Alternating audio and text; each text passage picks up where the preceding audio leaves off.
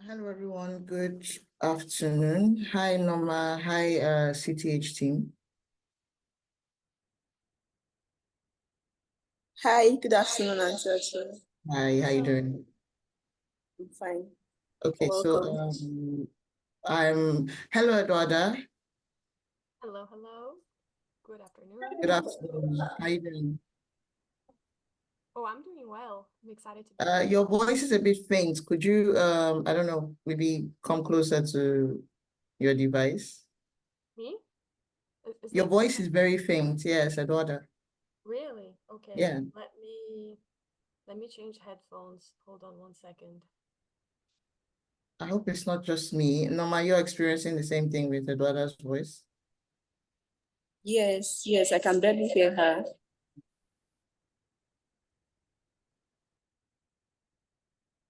Okay, so Norma, we have a couple of people coming in. So before it's time at 2, I'm gonna suggest that we possibly give a 5-minute allowance for people to join, and then we start from there. How's that? Is that Yeah, okay? it's fine. It's fine. All right. It's fine. No problem. Thank you. So we'll start at 12:05. Sorry, can you hear me better now? Still quite faint. Oh, wow. Yeah. I can hear you. I can hear you, no problem. But my laptop is at the loudest and Oh, it's no. super faint. Yes. Let me leave the Zoom and re-enter. Hold on. Okay.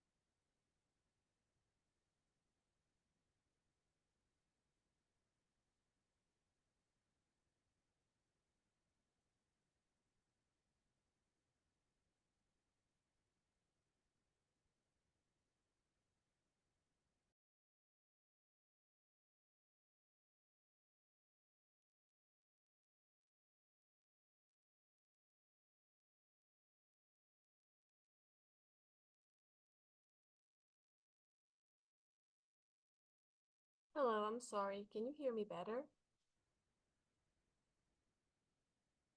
Hi, Eduarda. I think we'll probably just manage, and maybe you could just project a bit more when we start the panel. Yes. Okay. Okay. Sorry. Yes, I can mute myself. Hi, good afternoon. Good afternoon. Hi, Jennifer. Good afternoon. Yeah, good afternoon. So I have to use my private mail. I can log in with my sessions. That's totally fine. But I hope we can see your face when we start. Yeah, so let me Okay. see. I'm also attending an event, but I have to use this private place. Yeah. Oh, okay. So would you like me to make any special concessions because you're at an event? Maybe you want to answer your own questions a bit earlier in the day, so in case you have to leave. Is that something you would like? Yeah, that would be better. Okay, that's fine. I'll make That it would be happen. better. So yeah. Let me go reshuffle the questions. Thanks for letting me know. Okay. Yeah, you're welcome.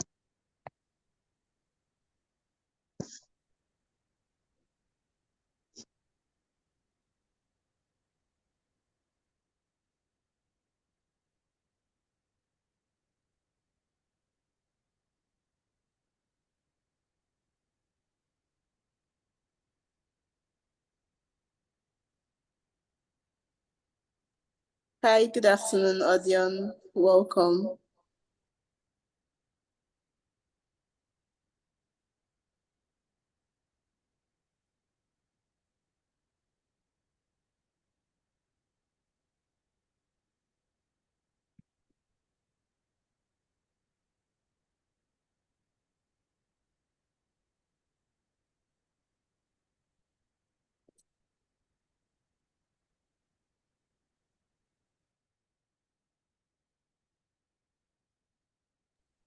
Okay, so it's 2 on the dot. Hello, everyone. Good afternoon. Thank you so much for joining us. We're going to give an extra 5-minute break for a couple of our panelists to join and then for more participants to join as well. So I'd like to crave your indulgence and some patience. By 12:05, I believe we'll be good to go. So thank you all again for joining us. 5 more minutes and then we start. Thank you.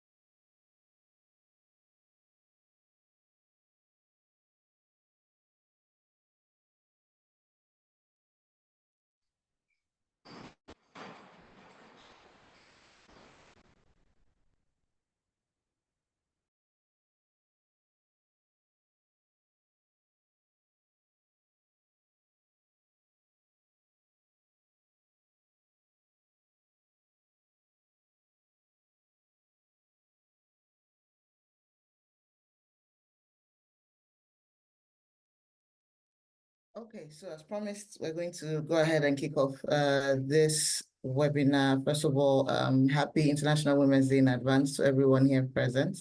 This is an International Women's Day webinar, so I felt obligated to start with that. But once again, good afternoon, everyone, and welcome to this Women in Clean Energy International Women's Day webinar. My name is Oluchi Okafor, and it's truly an honor to moderate this webinar as we come together to celebrate, empower, and inspire on this significant occasion, counting down to the International Women's Day 2024. International Women's Day is not just a date in the calendar, it is a global movement that transcends borders and brings people together to recognize the achievements of women, acknowledge the progress made, and address the challenges that lie ahead. Today, we gather virtually and we're united by a shared commitment to fostering equality, diversity, and inclusion. Our theme for this year's International Women's Day is Inspire Inclusion, with the overarching theme, Invest in Women, Accelerate Progress. As we navigate this interconnected world we live in, it is essential to recognize the unique challenges faced by women in different corners of the globe and to celebrate the incredible achievements and contributions they make to their communities, professions, and societies. Specifically, we're going to be discussing women in clean energy this particular webinar. So I'd like to share a couple of statistics around the situation of gender inclusion, specifically in the clean energy industry. Now, with regards to workforce representation, globally, women constitute a minority in the clean energy workforce with a significantly lower percentage compared to men. This applies as well to leadership positions. And there's also underrepresentation in the STEM field, STEM meaning science, technology, engineering, and mathematics. And you will agree with me that this particular field is incredibly foundational to the clean energy sector. Women entrepreneurs in clean energy startups and businesses are less common compared to their male counterparts, and access to funding and venture capital for women-led clean energy initiatives may also be limited. There's also barriers to entry such as gender bias stereotypes and also the severe lack of mentorship. So these are the challenges, but we have a fantastic panel here today to basically discuss their personal experiences and also let us know how they feel about the situation and what they think can be done better. So again, welcome everyone. Like I mentioned, my name is Oluchi Okafor, and I will essentially be navigating us through the next 1 hour of this program. I'd like to especially thank Clean Technology Hub for sponsoring this and for asking me to moderate it as well. I'd like to thank the entire team for putting this together. And I'd like to especially recognize now my speakers on this distinguished panel. I hope everyone is here. So I'd like to ask our speakers to please put on their videos at least. And then if I call your name, just to say hello to the audience and acknowledge that you're here. First speaker is Latifa Aspita. She's the founder of Aspita Global Resources Limited. Hi, Latifa, are you here? I guess not. So She'll be joining shortly. Okay, that's not a problem. We'll be here. We also have Martha Oyanta, who is a state officer at Budget. Hello, Martha. Are you here with us today? Yes, you are. I can see your beautiful smile. Could you just unmute and say hello to everyone? Okay. Good afternoon, everyone. It's a pleasure being here. Thank you very much. Thank you for joining us. We also have Oluchi Jennifer Francis, who for the purpose of this webinar will be Jennifer because we are sharing a name. So hi, Jennifer. You want to say hello? Hi, Oluchi. Hi, everyone. Nice to be here as well. Thank you. All right, and last but definitely not the least, we have Eduarda Zogby, who is the Development Officer at RMI. Hi, Eduarda. Hello, happy to be joining you all. The audio is much better, by the way, so thank you so much. All right, so we're going to go right into it and kick into the questions proper. And my first question is going to go to Jennifer, actually. Now, Jennifer, I don't know if you can share with us a personal story or experience where you felt truly included and inspired within your professional journey. Anyone at all that comes to mind of a time where you were included and you didn't feel like your gender was a problem or an issue within your professional life? Yeah, so once again, thanks everyone, and special thanks to Cleantech for organizing this, and also special thanks to my amazing women on the panel. So for me, I think several occasions, because luckily for me, I've always worked with organizations that value gender equality and of course gender diversity and inclusion. So I've not had a time that I was really secluded or disregarded by my gender or something like that. Most of the case, I'll give them like two experiences that I've had that I always see this value for my gender. So for instance, in my organization, we have, not personally to me directly, but we have this crèche for women that are giving birth here, just for them. So it's to me, when I came in, it's not something I've been used to. Of course, I went through the normal educational system in Nigeria before I went into the labor force. So it's not something I would easily see in an organization having like a secluded space for women that are breastfeeding, and of course helping them to maybe take care of their nanny, their children. So for instance, even for my organization, we go a lot on field trips. So sometimes the organization sponsor both you and your child and your nanny.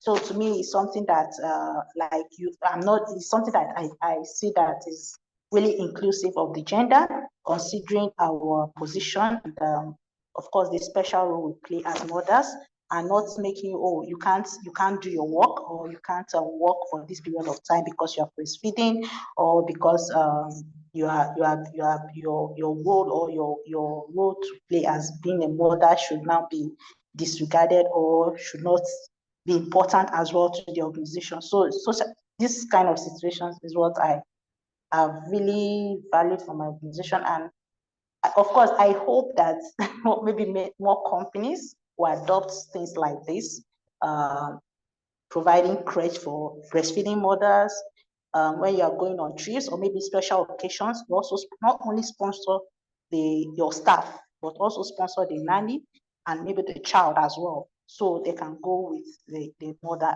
that's of course your staff, to the trip, and not just because the staff is breastfeeding, you not exclude the staff entirely from all the operations of the company for a period of time. So these are just some personal experiences I would, of course, love to share. Thank you. That's actually fantastic to hear that there are organizations that provide such resources for nursing mothers and for, infant children. That's absolutely fantastic. And I think it's getting a bit repetitive at this point, because every International Women's Day, I hear about organizations like this, but it seems like it's not catching on as fast as it should. So let's hope that this year that can hopefully change. Eduardo, I'm going to ask you the same question around any personal experiences you might have around inclusion, or a time in your career where you felt included and not being discriminated against as being female. Well, that's a very interesting question. First, I just wanted to thank you for the invitation to the panel and for being here today. Maybe might be relevant to say that I come from Brazil. I was born and raised there, so maybe representing Latin America in the sense that there's still a lot of, conservativeness when it comes to women in leadership positions. I see Nigeria actually in the other spectrum. I think that I know a lot of incredible Nigerian women who are in the energy sector and who are occupying more and more leadership positions. So I think there's a lot for us to learn. In terms of feeling included or discriminated against, I think that I have always been fascinated by the energy sector. It started more in college, but I think that first I'll give you an example of like feeling discriminated and how much that pushed me into doing better and opening more space for women. But I remember that I attended this, international conference on climate, and after a panel, there was this, man who led an organization in Brazil that I deeply admired. And after his panel, I went to talk to him with a friend of mine, a male friend of mine. And I was super excited to meet him. And he simply just ignored me and just talked to my friend, to my male colleague. And I just stood there and I was like, trying to shake his hand and trying to insert myself in the conversation. And he just kept like blocking me with his body and just like talking to my colleague. And I remember I felt so awful. I was like, wow, I admired this person so much. And yet, like, he's not even like acknowledging that I'm here. And I think we sometimes actually we often feel this way when we're in these spaces that we want to be seen as equal. And in reality, there's just this massive gap where we're just not seen as experts. And I think the energy sector is a sector that you have to always be studying and specializing, because the baseline is not enough for women. We always have to be above that to prove ourselves. So it's very hard. In terms of inclusion, it's very interesting because nowadays I live in the US. I live in New York City, and I did my master's here, and I always thought, oh, maybe they will be better at this, right?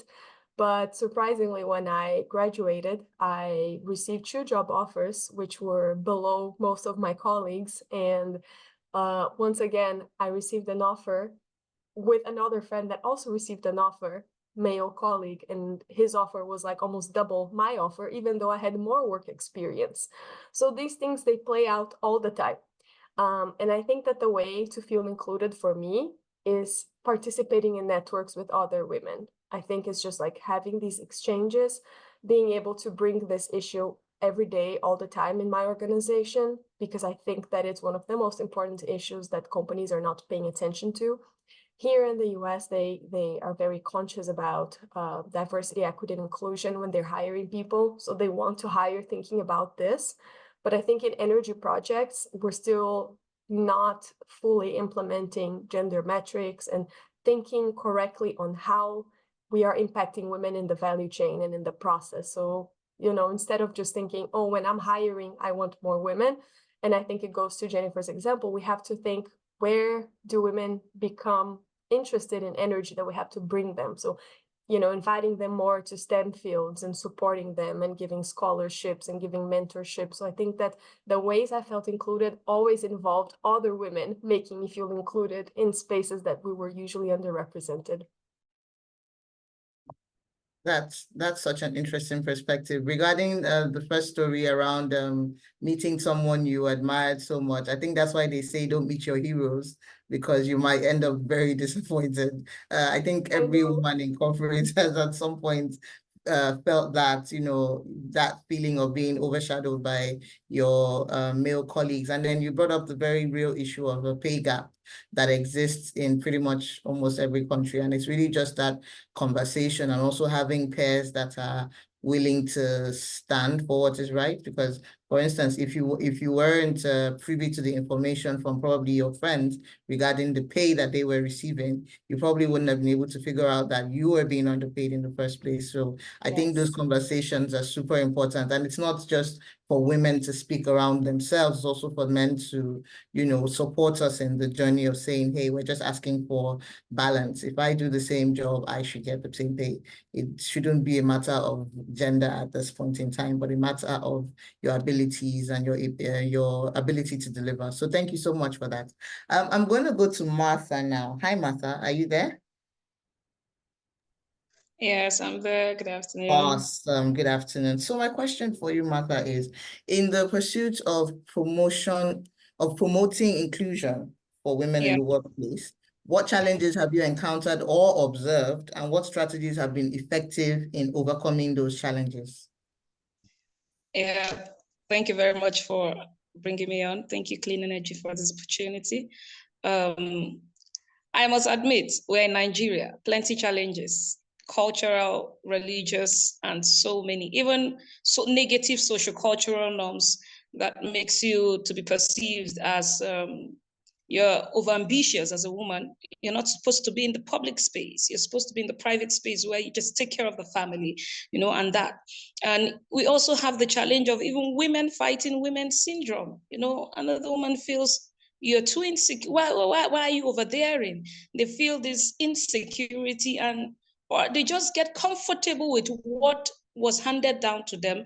And for you to come with a different perspective, they don't find it comfortable and they want you to be on the same level with them. In fact, that is one of the biggest challenge we find in the workspace. So, this challenge, they go behind you trying to thwart your effort, trying to, backstabbing, just the normal women thing. And for women who are daring, women in science, technology who want to stand out, the battle is different. It doesn't just come from, we have the religious, which I've earlier stated, we have the cultural, then we have toxic masculinity that is, being packaged as ego. We have men who feel very insecure seeing women, thrive and grow. They just feel, oh, who is this woman who wants to take up our space? And they were not taught that it is possible for you to have a female colleague who does excellently well, and it becomes a very serious challenge for us in the workspace, because sometimes it gets beyond just trying to block you. It becomes so toxic masculinity, and it's now overspread even into some internal boardroom politics that becomes obstacles on your way as a woman. So strategies for overcoming them is, one, building resilience. We have been called names. We have been called so many things because we are daring. I, for one, I promote women's rights. I'm a women's rights activist, and I love what I do as a legal practitioner, and so I have decided to build resilience over the years. We've developed thick skin. There are moments you want to feel low. Now you go back and re-strategize. If I'm coming this way and they're attacking, okay, I find another route to come out to in which to excel. Secondly is, we don't wait for opportunities. You create opportunities for yourself. When they want to shut you out, you bring a chair to the table, and we don't keep short. Another thing is, you don't allow people make decisions for you where your destiny is involved. One way or the other, we must be heard. Is either we speak, we write, we advocate, we use the social media space. If you lock me out from the workplace, you'll hear me online. If you lock me out from print media, you hear me on electronic media and things like that for me. And if you don't want to hear me at all, I go to the grassroots, I go to the community where I'm heard. So there are different ways we can get this thing done as women. I personally understand the challenges that come with women who have great visions, who have sense of responsibility, who are daring and want to see change within their space. And you want to compete favorably with even the men. We are not out there to chase them out of the space. No, we love having them around. However, we also want to be involved. So I will just stop there for now. Thank you very much. Thank you so much, Martha. So thank you so much. Let's take that as the first round of our panel conversations. Now I'm going to invite Norma, who is pretty much the organizer of this entire thing. I'm going to invite her back to take us through another part of the program, and then we'll return and continue with the conversations. Norma, are you there? Yes, I'm here. All right, so over to you, please. Yeah. Good afternoon, everyone. Welcome to our webinar today. It has been quite an interesting and insightful discussion so far. So sorry, I'm supposed to have come earlier than this. So I'm about to talk about Clean Technology Hub. Joanne, please, can you share the screen?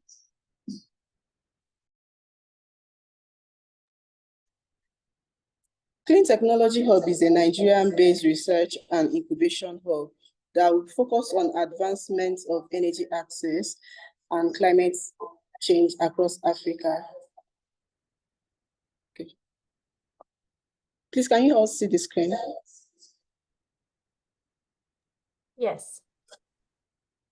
Yes, Okay. we can. So one thing our CEO, Ms. Ifeoma Malo, always say is that we do all the soft work in the sector aside from actual installation of solar panels.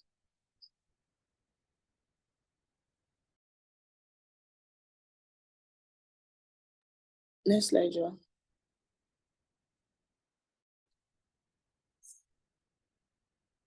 So Clean Technology Hub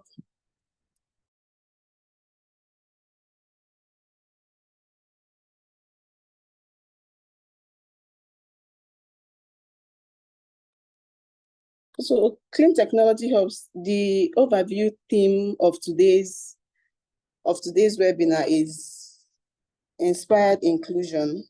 Here, Clean Technology Hub set to discuss the culture of building structures in every environment where women feel a sense of belonging and acceptance.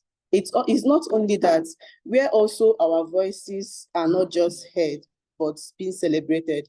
So the aim of this webinar is to inspire changes in the workplace, to break down the barriers and build bridges to create workspaces, to create a safe workplaces where our strengths of diversity are noticed. So for this International Women's Day, we are here to discuss on how to build structures in every environment. Now, I'm to welcome Salma to do the spoken word on. Hello. Good afternoon, everybody. My name is Salma Adam, and I'll be delivering a spoken word on behalf of Miss Ihotu Eritosin Gregory, and I hope you all enjoy it, and I hope this resonates with everyone here. So, firstly, we celebrate the woman, our woman, fashioned to nurture, built to thrive, turning ashes to treasure and brokenness to beauty. You are the Japanese vase, sealed with gold and formed in crystals. All precious stones fit graciously in you. This bright light has led us home again and again. Bountiful and blossoming, compassionate and confident, always evolving to spare the curve. Our world is better with you. Your life is the constellation. We shine because you are. Sparkle woman, we await you. We will protect you. We will cheer for you. We always dance for you as you swirl so sweet. You, woman, are all that. More than we describe, more than we affirm, we celebrate our woman. Sparkle, Jewel, sparkle. This is the end of the poem, and all credit of this poem belongs to Miss Ihotu Eritosin Gregory. I hope you enjoy listening to it as I enjoyed reading it out to you. Once more, happy International Women's Day. Bye-bye.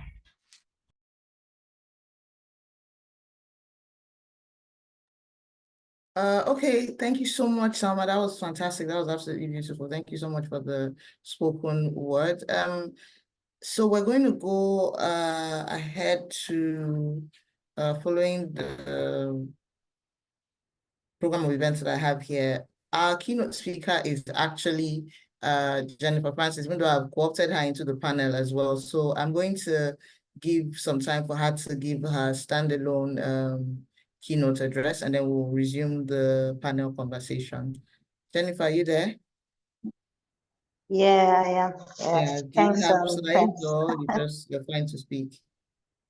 Yeah, can you hear me now? Yeah, do you have slides or are you just No, I'll just speak. Okay, that's fine. Yeah. You have the floor, please. Okay, yeah, and thanks again, Uchi, and of course, thanks everyone for joining us today. Special thanks to Cleantech Hub and the amazing women in this session, and of course for the men that joined us today. Kudos to you as well, because we see that you're supporting women, and we see that you're also giving us the encouragement to continue to forge ahead in our professional journey, and of course in our workspaces and any space we are. So one thing I want to speak about is, I'm not sure if anybody has watched the last Bender series, right? So there's a particular character that particularly resonates with me, and I just want to speak about the character Katara. So the last Bender series, the last episode, so there was a cultural understanding within the Water Nation tribe, that they always had this understanding that women are always meant to be to have a particular role within the tribe. They are situated to only healing abilities. They are not meant to be among the warriors. They are not meant to go to war. So when I watched this, I felt, oh, this is similar to what we are even experiencing among tribes, among cultures, especially in Nigeria and majorly most parts of African nations. You see this stereotype about women. You see this particular belief about women that, oh, you are not meant to do certain things. You are not meant to do take on certain roles. You are not meant, especially even in STEM, you'll see that you're not meant to even go to install solar panels or even do some technical work or jobs or operations. So this stereotype is already in our community, is of course even in our families, in our workspaces, as the former speaker spoke about how sometimes women are regarded as not being capable of even being in workspace or even doing certain jobs and roles. So the character Katara, the way she was able to mobilize some women during the war, and she was able to get them in the war. So I'm just trying to relate it to the crisis we're currently facing, the climate crisis, to see that this is like a tough problem that is facing the whole world. This is a problem that requires all hands on deck. This is a problem that you don't need to discriminate against a particular gender, because you need all their talent. You need all the role they need to play in tackling the climate crisis. So I don't see the need why you want to discriminate against, because to me, discriminating against a particular gender, you are discriminating against their voices, you are discriminating against their talents, you are discriminating against their creativity, you are discriminating against the role and contributions they could actually add to solving this particular problem. So bringing it to our line of operations, our profession in the clean energy sector, I feel it's very crucial for gender equality to be highly valued within organizations, in program management, in designing of programs, in designing of policies. For instance, even reports, even data has shown that women and children are the most vulnerable to climate. You go to our families, you go to our communities, you see that women are the ones that go to farm, you see that women are the ones that do the agricultural work, you see that women are even the ones that do the cooking.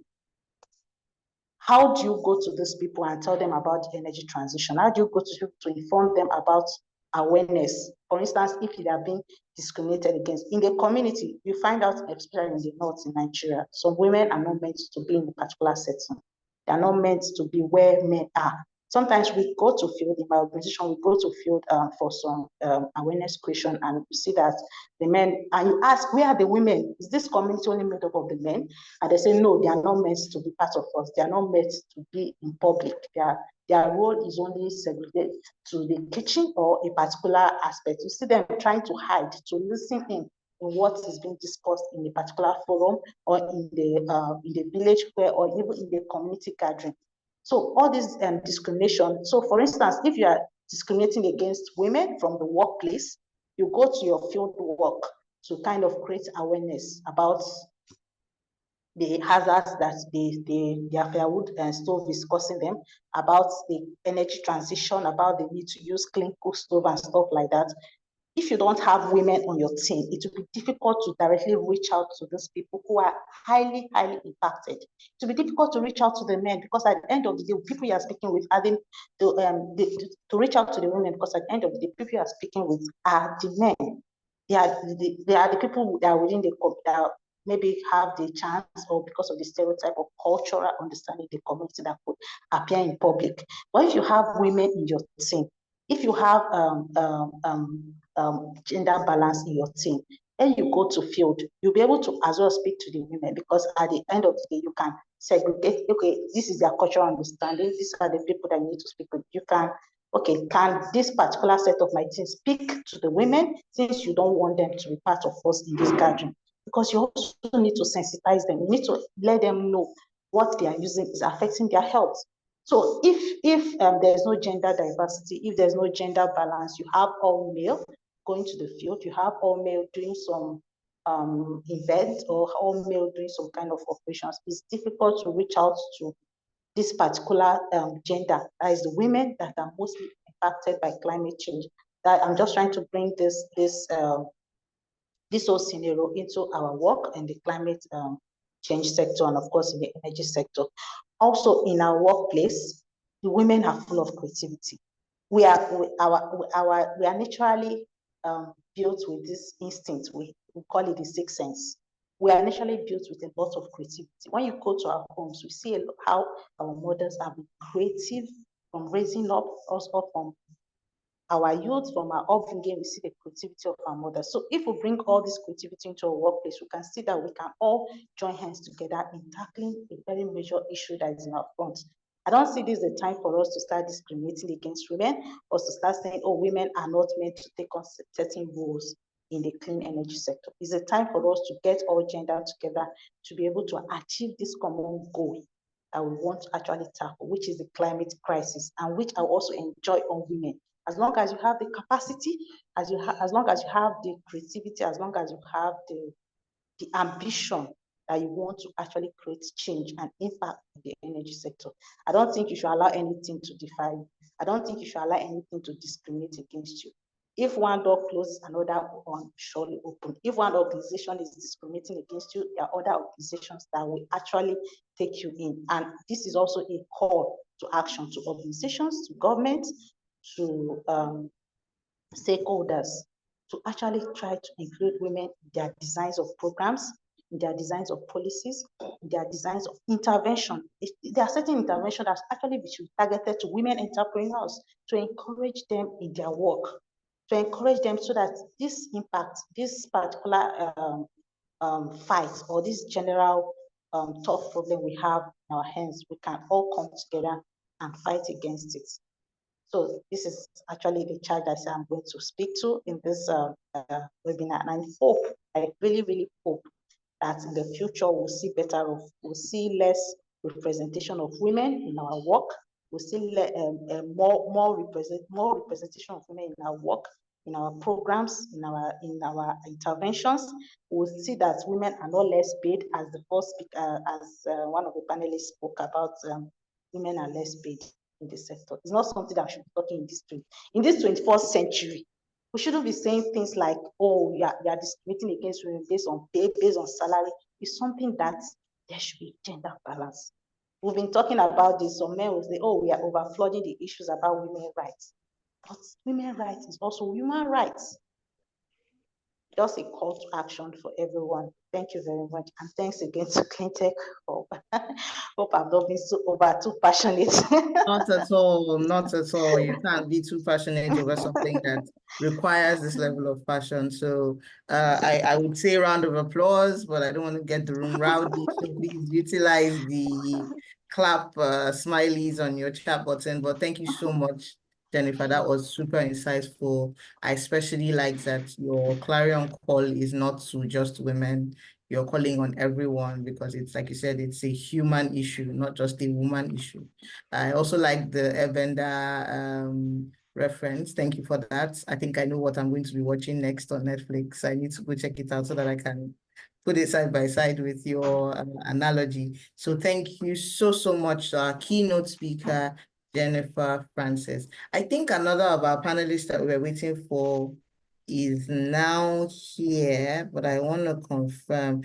Latifa, are you here? Yes, I am. Good Oh, afternoon, great. everyone. Good afternoon. Thank you so much for joining us. So yeah, I just wanted to confirm you were here before I Thank now you. announce to everyone that we're now moving back into the panel session for another round of questions. But in the meantime, I'd like to please encourage all our participants to utilize the chat button. Utilize the chat button to say what's on your mind. If something that a speaker says resonates with you positively or negatively, hopefully not that, but use the chat button to pretty much let us know your thoughts. Use the chat button as well for questions, because after the session, we'll be taking your questions for any of the panelists that you might want to speak to. I know that our keynote speaker mentioned that she's at an event. Jennifer, I wanted to find out if I can still throw some questions your way, or if you have to go back to your event. It's fine, you can go ahead. I can go ahead. Thank you so much. I Yeah, I have appreciate that. to.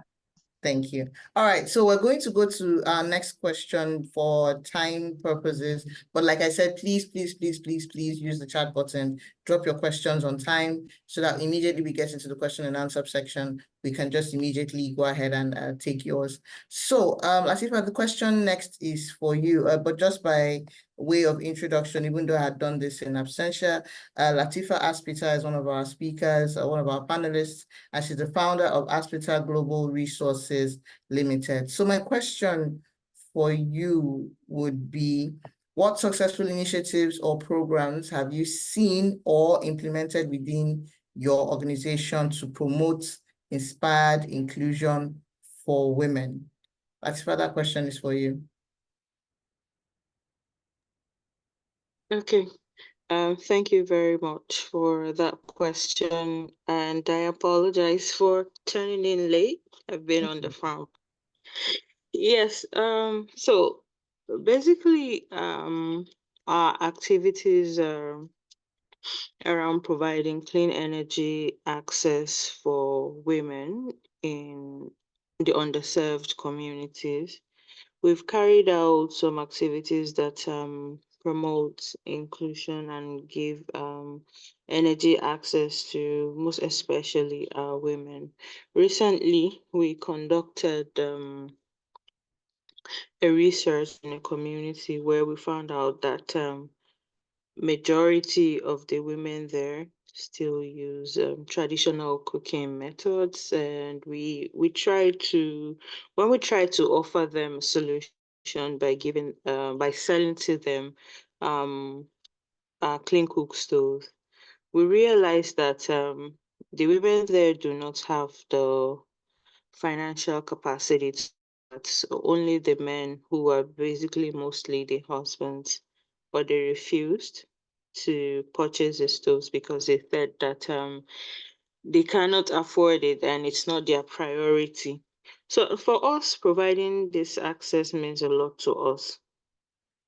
We had to find a way to provide briquettes for the women there so that we can at least give them some form of energy access, even though we have planned, we've taken their statistics, we've planned on a later date how we would try to get sponsorship to provide them with the actual clean cook stoves, which is a more sustainable way to give them access to clean energy. So in the interim, as a quick fix, the briquettes will help them to reduce the use of firewood, and then at a later date we give them the clean cook stove. So for us, we try to implement programs within our community, our rural communities, that gives women the clean cooking access, because we still know that quite a number of women are still, there's still energy poverty in our rural communities, if we want to go by the current statistics that are everywhere. And because we want to, we base our work mostly within the rural communities where there's a lot of deforestation going on, and we're planting trees to also avert that. We're planting jatropha trees. Like I said earlier, I was in the farm trying to speak with some people. So basically, those are the projects we've carried out, and we're still working on actually to provide access. Amazing stuff, amazing stuff. I like that the solutions are practical and they are useful for the target audience. So you're not selling, or not selling, you're not offering them something that is way out of their reach or way out of their understanding. You're offering simple and important solutions, and I absolutely am a fan of that. So thank you so much, Latifa. Jennifer, I'm going to come back to you for my last question for you. How important do you believe mentorship is in fostering inspired inclusion, particularly for women aspiring to leadership roles? How important do you think mentorship is? Mentorship is a word that's thrown around a lot, and I feel like we might have abused it just a little bit, but I do already also believe that there is a place for it if done well. I've seen personally and with colleagues and friends, situations where mentorship now turns into like a little bit of a servant leader relationship. I've seen mentors ask their mentees to pick up their dry cleaning or help with their kids' homework. So, very mundane, benign tasks. So that's why when I hear mentorship, I'm like, okay, could you explain? So I want the real sense of what mentorship should be. How important do you think it is in inclusion for women who are interested in leadership roles? Yeah, so let me just start by saying, if you even look at the statistics, you'll see that they are very, very, very So few Jennifer, could you women. speak up a little? We're struggling to hear you. Sorry. Much better, thank you. Yeah, I'll start by saying, when you look at the statistics and the data, you see that there are very, very few women in leadership roles. That is even one of the reasons we are advocating for more of gender equality and diversity, even in leadership positions, right? Because when you have more women in leadership roles, in leadership positions, they are more inclined to mentor more other women, more younger professional women. They see, because you are in a leadership position, you're automatically like a role model. You're automatically like a mentor to many, whether you know it or you don't know it, whether you've met the person or not. From your exchanges, from the way you speak, from your posts on social media, you're already mentoring so many people. So when you have more women in leadership positions, you see that more other younger women, more other younger professional women will be encouraged. They'll be more inspired to, oh, I want to be like this person in such positions. I want to be like Damilola, that is a CEO of Sephora. I want to be like, we have so many of those women, right? That once you are in such leadership position, you tend to mentor more other younger women to come up to such kind of position. So for mentorship, I see mentorship as a two-way thing. It's not a one-way something. It's give and take, right? So even you as a mentee, you have things to offer to your mentors, but not this servant leader way, or this servant leader mentorship, mentor mentee kind of relationship. It should be so. For instance, as a mentor, one you is like a mentor is like a guardian. A mentor is like someone who directs you. So mentorship is very important, because when you look at several programs, they say it's good to see people that have gone before you in a place that you want to go. They will tell you about the mistakes they have had. They will tell you more about the better way to achieve the similar thing that they have achieved. So it's more like a more cutting process for you. So, for instance, if your mentor had spent, let's say, 1 week achieve certain things, but with their experiences shared with the exchange with the mentor, sharing their mistakes, sharing their lessons learned, you tend to do the same thing in less than maybe 5 days, in less than 3 days. Same thing that your mentor did, because you've learned from their mistakes. So I think mentorship is more of guidance, is more of sharing from what you've learned in your professional journey. Is more about sharing lessons learned and helping the younger ones so that they don't make the same mistake you've made. Personally, I'm someone that is so interested in mentoring people. Once I see that this is a particular mistake I've made in my professional journey, I won't want you to go through the same thing. I know there are some people that, in fact, the fact that they made that mistake, they want you to make the same mistake. The fact that they saw help in their professional journey, they want you to see double of that. But that's not what mentorship is about. Yes. It's not what mentorship is about. It's for you to help the younger generation. Tell them the areas that were tough for you. Tell them how you're able to break through, and help them leverage that your breakthrough to do something more efficiently, to climb through the career ladder better. So I think it's something that for women, we need more mentors for women. And that's why we need more women in leadership positions, so that they're also able to mentor younger women that are coming up. It will further close, for instance, the gender gap is very wide. Yeah. Before it was almost getting closer, but it's like it's getting wider again in the country. So I don't know what is happening. So we need more women to actually help in closing that gender gap so that there will be more diversity. It's something that is it has a kind of the impact is more when there are more women. The impact is more. It doesn't impact only on your activity. It's general. It's on the whole. It's global. It's national. So women inclusion is very important, and women mentorship is also very, very key to bring more women to the career ladder and to make them grow them to that leadership position to be able to mentor more women. Thank you so much, Jennifer. That was a fabulous answer. I'm going to go to Eduarda for my next question. Hi, Eduarda, are you there? Okay, there you Yes, are. I'm here. Awesome. Okay, so measuring the success of inclusion initiatives is crucial, because I mean, it's one thing to say we are doing, but being able to measure it and also put numbers to it is very important. So what metrics or indicators do you think that organizations should focus on to ensure continuous improvement in fostering inspired inclusion? And if you have any of such examples of an initiative where the metrics clearly show that impact was made, we'd love to hear about it. Sure. No, that is an excellent question. And maybe I can't say the name of the organization or the That's program, fine. but Okay.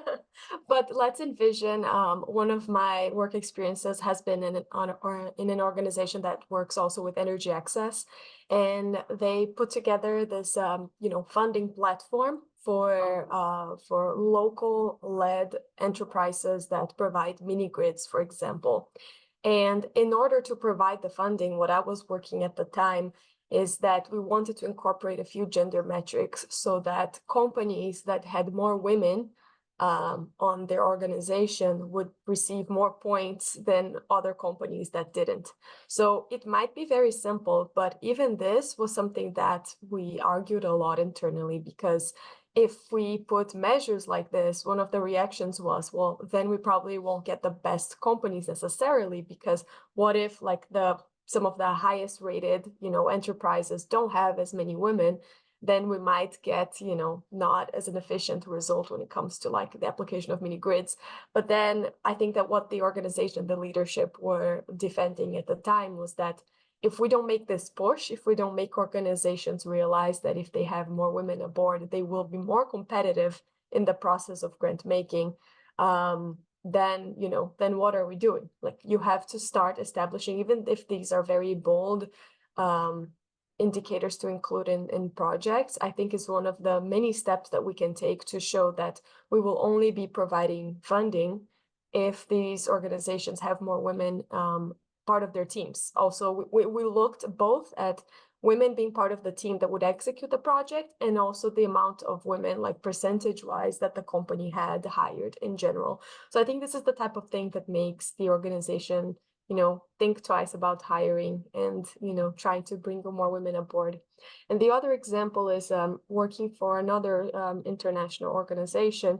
We were trying to, again, in providing the funding, we were looking into the critical minerals space and noticing that a lot of the funding going to renewable energy nowadays may somehow have an implication on how are the batteries that they are buying linked to child labor or illegal labor, or even being, or harassing women, or bringing an environment where you're being passive to prostitution, for example. A lot of energy projects, a lot of large infrastructure projects have this very, very massive challenge. So we were trying to identify where this would happen, so that in our funding pipeline, we would also reject funding if it had somewhat, either the gender or the youth indicator as related to it, because we saw that a lot of organizations in the energy industry are still funding projects that in the pipeline, in the supply chain, are still being very negative socially and environmentally. But all companies already assess the environmental aspects, right? But assessing gender is much harder. And I was recently talking, to a friend about ESG and how much, the topic of ESG has, lost a lot of its momentum, and how much it's easier in ESG to measure environmental metrics, to account for scope 1, scope 2, scope 3 emissions. But when you go down to the social aspect, it's much harder. And especially when you look into existing gender metrics, one of the challenges that we see is that there are too many gender metrics, and it's very hard to compare one organization versus the other. So who is more competitive? Is it the organization that is disclosing numbers based on women in leadership, or the one that has no women in leadership but has a higher percentage of women in general working for the organization? So I think we're still not there when it comes to looking at data. And then lastly, and I'm sure all of you have heard this many times, but I always like repeating because we're also not there, is just having gender disaggregated data. So it's very hard still to, make these conclusions when you're working in the energy industry also. Everyone likes talking about the numbers from IRENA, the International Renewable Energy Agency, that says that only 32% of women are represented in the renewable energy workforce and 22% in oil and gas. But that's like a global estimate based on surveys, based on studies. But what about in our own countries? We still don't have those numbers in most countries. And that number is necessary to understand what are the measures for increasing the number of women in the energy workforce. So I think that there's a lot of steps that we can take, and these steps can be taken anywhere in the value chain. If you're leading an organization, if you're a donor providing funding to an organization, if you're also involved with, and I always defend supporting youth-led organizations, because a lot of solutions are coming from the youth community, and they need seed funding, and they're usually more progressive when it comes to bringing more women aboard. So yeah, so I think that there's a lot of great things we can still do. And every year during March is when organizations finally start thinking about women. So I think we should always, build on this opportunity to be raising awareness to these topics.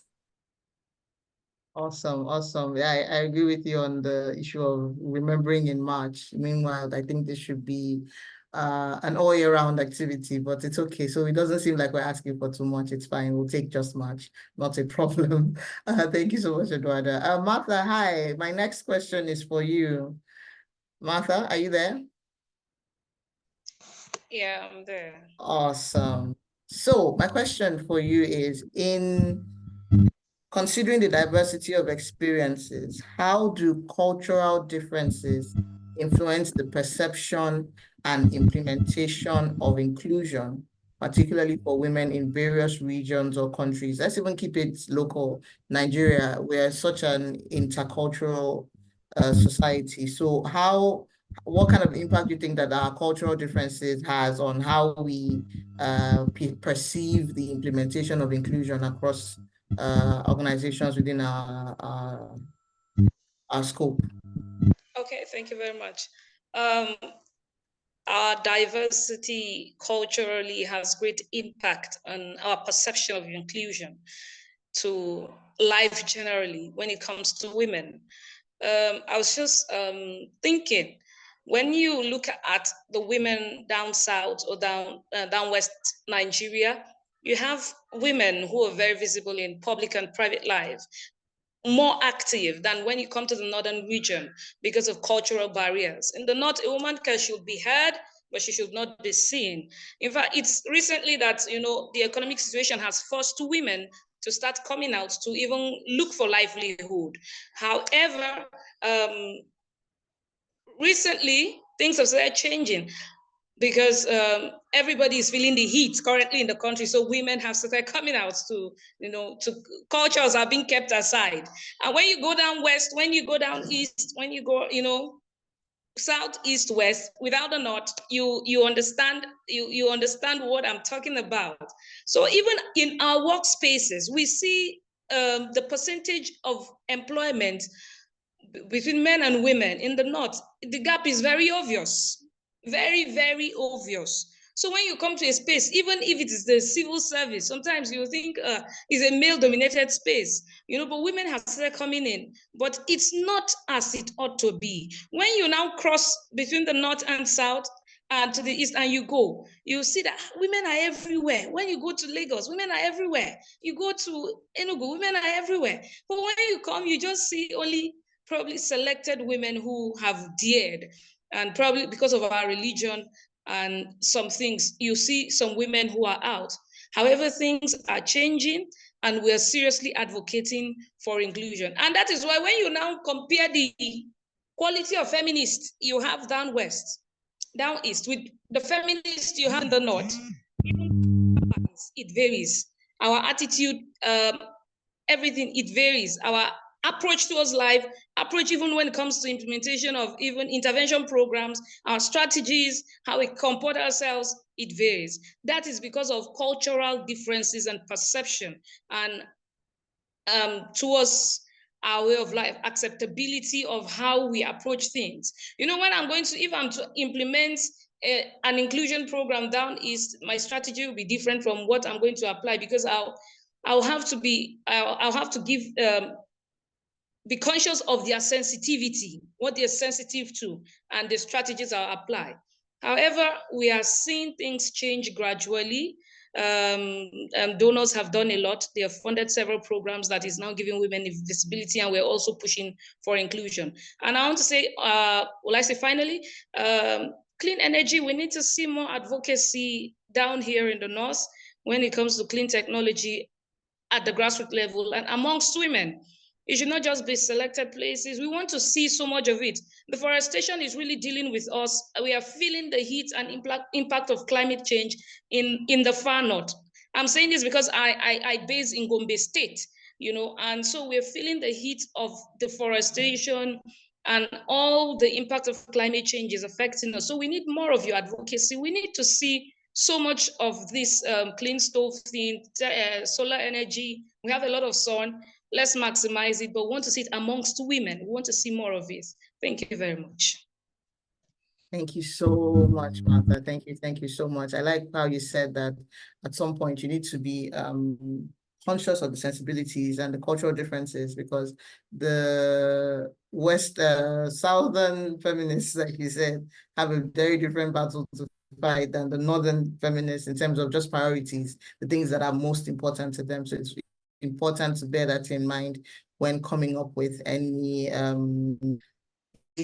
around grants or funding and all of that. So thank you so much, Martha. That was really insightful. So my last question, before I go to the questions in the chat box, will be to Latifa. So that way we've gone around through all our panelists. Miriam, I don't know if you're clapping or your hand is up. I think you're clapping. Okay, so Latifa, my last question is to you. So looking ahead, what does the future of inspired inclusion look like in your vision? What does it look like for you? What would you see and you'd be like, okay, now we are really, really standing by what we say around inspired inclusion? And then what advice would you give to any female future leaders around inspired inclusion in their careers or in their businesses? So yeah, that's my question for you. What does inclusion look like in your vision? And what advice you have for female leaders to empower them to include? Okay, thank you for that question. Yeah, so what it looks like for me is to have impact and to see more women in the clean tech space, because all of this advocacy and all of this efforts that we're putting in place, and then the whole charge for inclusivity of women in the clean tech space and generally in the energy sector, is to see that there are more women, more active women playing in this field, because really there is enough space, and then the industry is just developing. So having more women participate in this will mean a lot in the future. So on the other part, having been in this field, I see a lot of younger women when I attend events, when I attend exhibitions, and then they come to my stand. my exhibition stand and see what I'm exhibiting, they were like, wow, they've mostly you see only men in my space. And I was queuing behind them before, trying to see where the markets will be. But I found out that they were not doing so much because they were also waiting to create market. I decided to take the lead. I can't wait for these people. I have to create my own market. Now they are queuing behind me and seeking for market access in our space. So for me, the future is women taking the lead, and that's the vision I have really. So if we're taking the lead, we will definitely inspire younger women to also join in this space, and it will be the country at large and the world will be a better place for it, because those who are on the receiving side are women. Those who have energy poverty are women. So if we have more women playing in this space, it will then mean that we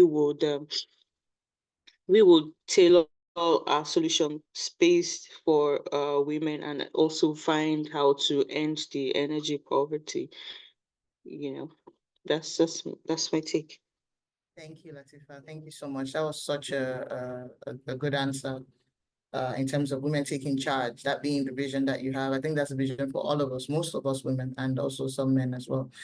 So I'm going to move on to the Q&A section of this webinar. I'm hoping that we can do this in 5 minutes. Unfortunately, people who ask questions didn't ask the question to any particular panelist, so I'm just going to do that at will. So Chinecherem Bridget is asking, how can technology and digital platforms be leveraged to enhance women's participation and engagement in community initiatives? I'm going to throw this question to Eduarda. Eduarda, the question is again, how can technology and digital platforms be leveraged to enhance women's participation and engagement in community initiatives? So I said earlier about the importance of networks, and I know we hear this a lot and it's very cliche, but I think that what helped me the most in my career was being part of networks. So when it comes to engaging communities, to give you an example, in Brazil for about 4 years, from when I was in college until, my first few jobs, I was part of an organization that was youth-led and the only one in the country working in the climate space. And that was the first time, and this was more than 10 years ago, that I came to know young people that thought the same way as I did about the environment. And when you go to school, when you go to college and you go into different areas, and I studied political science, so there were no classes about climate change or energy, and I don't think there still are. Those topics nowadays are becoming more mainstream, thankfully, but at the same time, I think back to, when we bring this global south, global north, western, eastern discussion, we still most of the time have to leave our countries to study abroad and specialize in these sectors. So, and it's not possible for many of us for financial constraints, for, women are most of the time caretakers in their families. So there are a lot of challenges. But when I found the network, I was exposed to so many opportunities and so many doors were open. And even though we would always meet online, we would do a lot of actions locally, which I think are quite impactful, from going to schools and talking to, high schoolers about the importance of clean energy. Like all of those things, I think made a huge difference for me to grow professionally. And nowadays, more recently, I'm involved with another organization called Student Energy, which is the largest on a global level. And we have a network of more than 80,000 young people spread all over the world. And we provide a few things that are all free of charge, including a fellowship that we give energy technical training for young people. And we also have a program that is like a practicum, or like a capstone project. So young people can have like their first experience with a real world energy organization that works with them to show them what are some of the challenges and to think through what the solutions are. So all of these already exist. And I think that, the challenge is having, access to internet, to these platforms in many parts of the world. But once you do, there are already so many options that exist today that didn't exist 10 years ago when I was entering the sector. And I think that the more you start getting involved in these, the better for you, for your opportunities, and especially for female inclusion, which is always a component of all of the networks I'm part of. And maybe lastly, I don't know if in our audience, we have a lot of, young people or that consider themselves young, but we also have another network I'm part of that is led by a Nigerian man called David Arinze, an incredible person. It's called the SDG 7 Youth Constituency.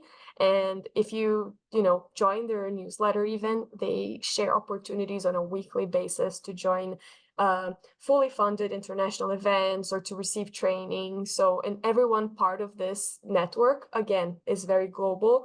And you have the opportunity to also like exchange between people. So there are organizations that have arise given these networks, so people that have similar ideas from different countries to build something together or replicate ideas on their own countries. So I think that this is the type of space that when we discuss inclusion and we discuss opportunities for career growth, these are the spaces that you would want to be in to grow professionally.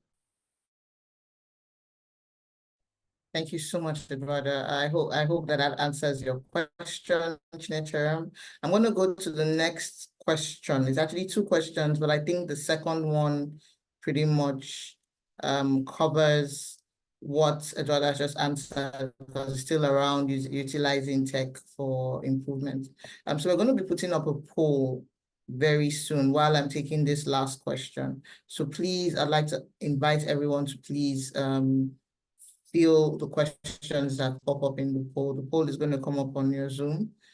Please participate in that survey. It's super important to the work that Clean Technology Hub is doing.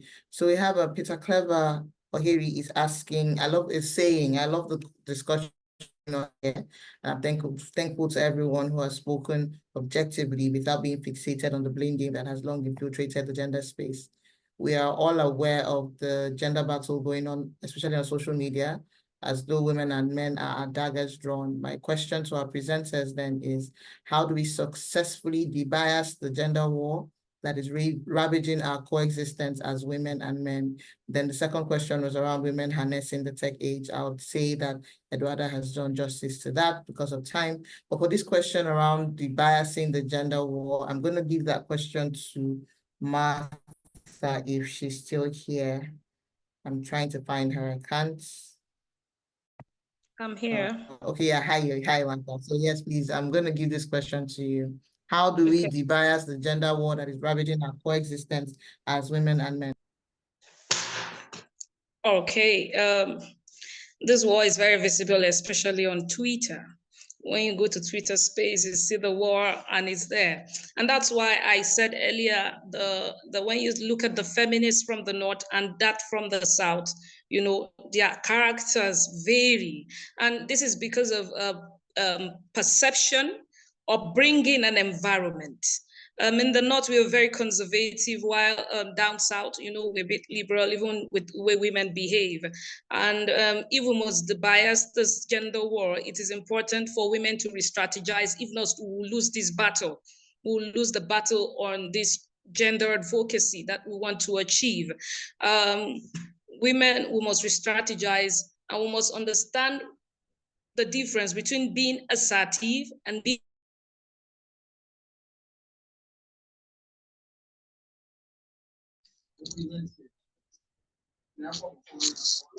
I think we're having a network issue with Martha. I want to believe everyone can hear me because I can hear everyone. So we'll just maybe. I hear you. Okay, great. You can hear me. So while we hopefully see Martha come up, I think I'll probably just share my answer. Oh, Martha, you're back. Okay, go ahead, please. Go ahead. Oh, so sorry.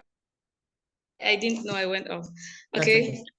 Yeah, so I was like, to debias this war going on, we must re-strategize. If not, we'll lose our battle against this against what we want to achieve. We want to achieve gender equality, gender equity. But if we as women show toxicity towards the men, we will lose this war. So we must go back and re-strategize, irrespective of our upbringing, our environment, our perception towards life. We must re-strategize and know how to spread this word. When we advocate for gender equality, we must not sting the ego of the men, and we must make them understand that we are not here to fight them. Another thing is that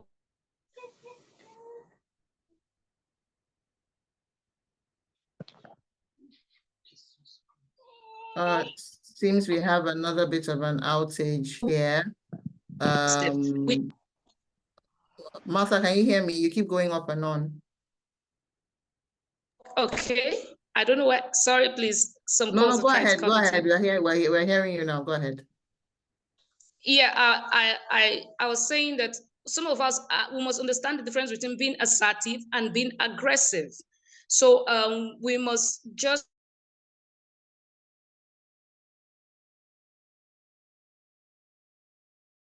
re-strategize. My sincere apologies. My sincere apologies. My sincere apologies, please. No, Some it's calls are okay. just I coming mean, we in. all live in Nigeria. We know how network can be, but I think everyone can probably, be able to piece together what you're trying to say around the fact that we need to really re-strategize, because I do agree with you. Conflict is not the answer. I see these wars and Yeah. I find them amusing, to be fair, because I think that. With the women, yes, with the women, we must understand the difference between being assertive and being aggressive. And we must not be toxic towards the men while trying to achieve gender equality. We must not sting their ego.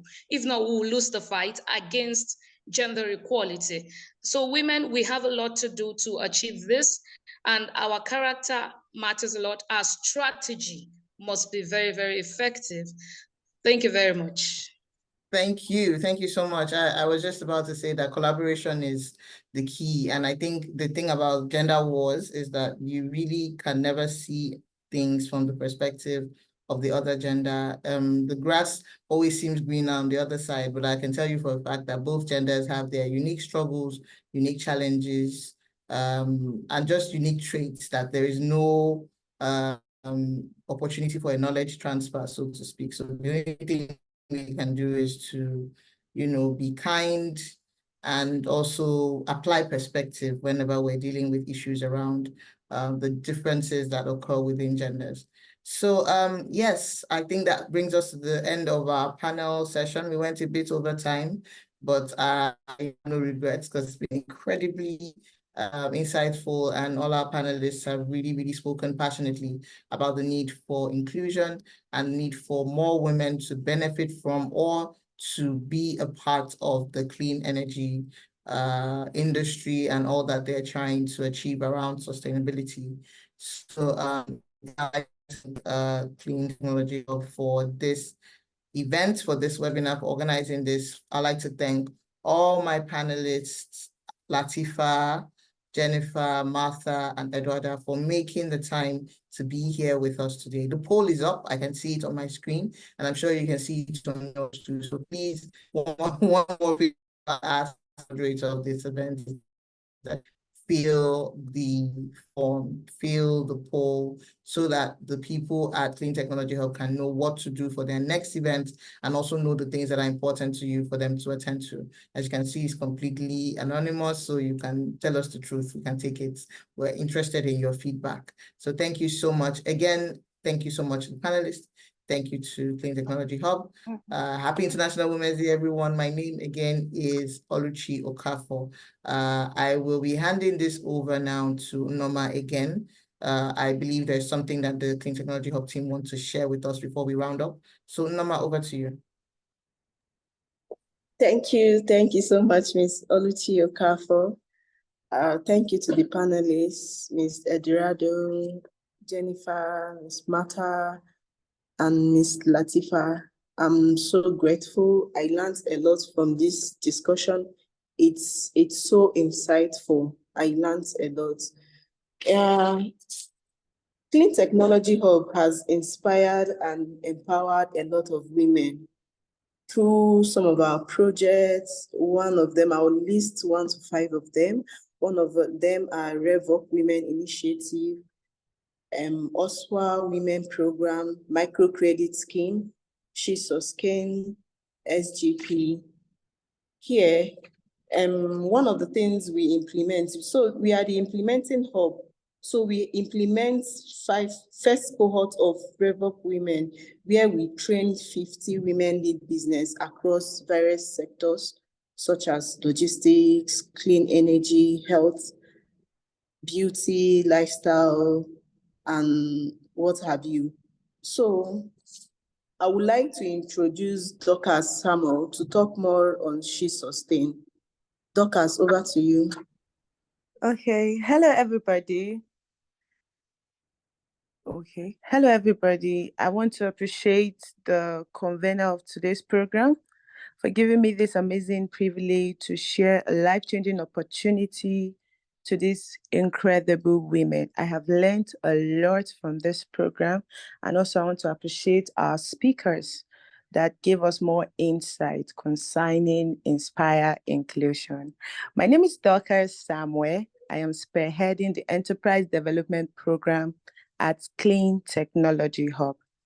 I want to let us in on an amazing program that is now accepting application, the She Sustain Accelerator Program. This accelerator program is made possible by Clean Technology Hub as an implementing hub for the Climate Gender Equity Fund and partners like 2X Global, Amazon, and others. It's specifically aimed at empowering women entrepreneurs in Nigeria who are looking on climate change solution. I encourage all women here, or maybe you know someone out there that is leading a climate smart businesses. This is an opportunity to take your venture to the next level. The program provides expert advisory to mentoring, coaching, and connection to help accelerate your growth and impact also. And also it gives you access to over $200,000 equity-free funding. Yeah, it is equity-free funding is non-repayable.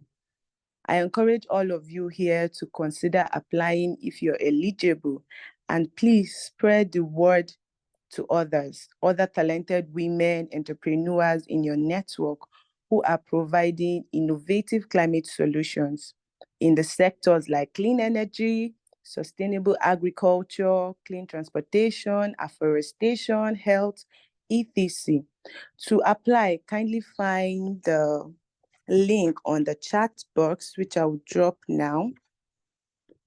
And also, you can also visit any of Clean Technology Hub social media on LinkedIn, Clean Tech Hub Nigeria, on Instagram, Clean Technology Hub, on Twitter, Clean Tech Hub Nigeria, or on Facebook, Clean Tech Hub Energy Innovation Center.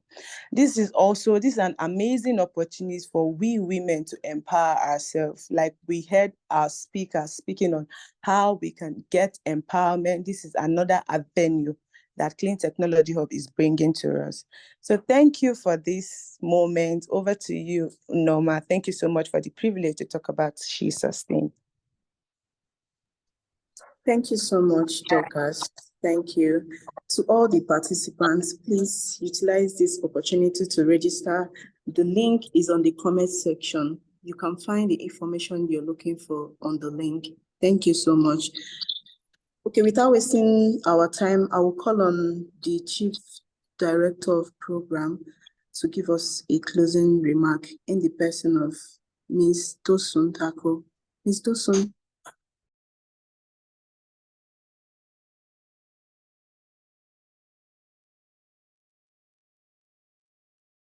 I'd like to thank everyone for making out the time to join this session. Thank you to the panelists and the moderator for joining this. We certainly learned a lot, and we hope that these are discussions that will be had going forward, and it will not just be discussions that we have every March. I implore all of us to continue to celebrate each other as women and try to see how we can continue to break glass ceilings. Yes, I just want to thank everyone here. My colleagues have spoken about how inclusive we are. In CleanTech Hub, the workforce here is about 65 to 70% women. The top management is made up of women, and we try to do the best that we can, especially in the energy space and the climate action space. Dorcas has already spoken to you about an accelerator program that we hope to run at the beginning of next month. Is particularly for women who prefer solutions in the climate space. And so if you know of anybody who has that, even if it is at an idea stage, we are willing to work with the person for the next 6 weeks to see how we can get them ready for their business and even for investments. And at the end of the whole 6 weeks, they are now to pitch their idea to a panel of judges. And depending on whose idea is very interesting to the judges, we can award them anything between 1,000 to 5,000 US dollars. And that's a lot of money. So I encourage you, if you have anyone in your network, to please go to our website and look for the link, or go to any of our social media pages, and you would see that we have actually launched out a call for application, and encourage them to register for it. Again, I thank you all. Thank you so much to our panelists who made out the time. Eduardo, I know that you are in the United States, so it's the time is quite different from what it is here, and I appreciate the fact that you woke up enough to be on the panel. So I thank you all, and have a lovely, lovely March. Thank you.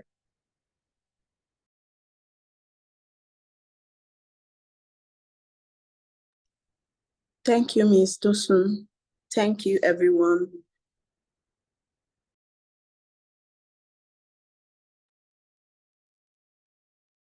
All right, Norma, so I'm here to finish up my part of the deal, which is to guide the program. So I think now that we're done with all the elements, it's time to once again say thank you everyone for joining, especially the participants who are taking time out of their busy day to be here with us for the last hour and a half.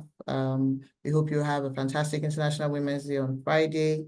We hope that you have a fantastic International Women's Month, the entire month of March. Thank you to the panelists. Thank you to Clean Technology Hub. Thank you to everyone who has been here today. This has been a fantastic program. I personally learned a lot, and I hope that you have too. And on that note, have a fantastic rest of your day, and be well, everyone. Thank you so much. Please, can we turn on our camera for a photo shots? Okay, mine is on.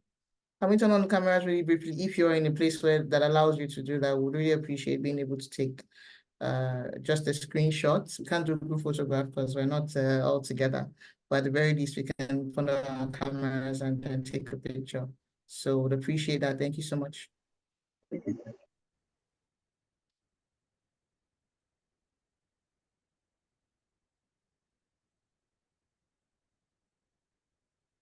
All right, Norma, I take it you're taking the picture, right? Someone is taking it already?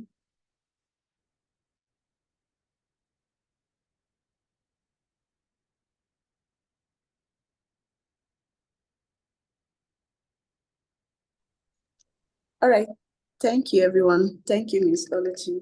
All right, thank you, everyone. Bye. Have a lovely day.